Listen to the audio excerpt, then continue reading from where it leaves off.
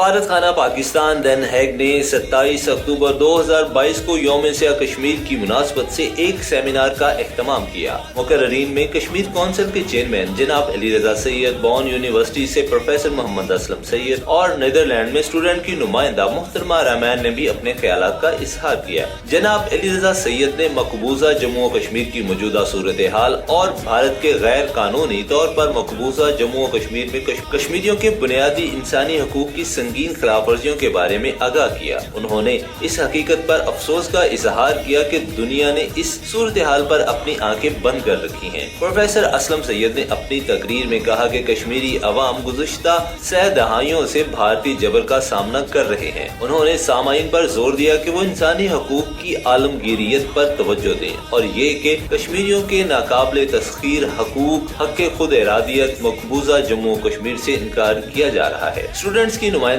محترمہ رحمان نے کہا کہ جنوبی ایشیا میں امن صرف جموں و کشمیر کی تنازع کے پرامن حل سے ہی ممکن ہے۔ مقبوضہ جموں و کشمیر خواتین اور بچوں کے خلاف مظالم کے بارے میں بات کرتے ہوئے انہوں نے اس بات پر زور دیا کہ اگست 2019 سے میڈیا بلیک آؤٹ کی وجہ سے ان خلاف ورزیوں کی پورے پیمانے پوشیدہ ہیں۔ سفیر سلجوق مسنتر تارڑ نے اس بات کا اعادہ کیا کہ پاکستان کشمیریوں کے کاز اور ان کے حق خود ارادیت کے اصول کے لیے مستقل عزم رکھتا ہے۔ پاکستان اقوام متحدہ کی سلامتی کونسل کی قرارداد کے مطابق تنازع جموں و کشمیر کے منصفانہ حل کا حامی ہے۔ انہوں نے کہا کہ پاکستان کشمیریوں کی منصفانہ جدوجہد میں ان کی حمایت جاری رکھے گا۔ یوم سیاہ کشمیر پر صدر، وزیر اعظم اور وزیر خارجہ کے خصوصی پیغامات بھی حاضرین کو سنائے گئے۔ کشمیری تارکین وطن، NGOs کے نمائندہ، ماہرین تعلیم اور ڈچ شرکاء نے بھی شرکت کی۔ سیمینار کے اختتام پر شرکاء اور مہمانوں کا مقبوضہ جموں و کشمیر کے حالات زار پر ایک مختصر دستاویز فلم بھی دکھائی گئی۔ کیمرہ مین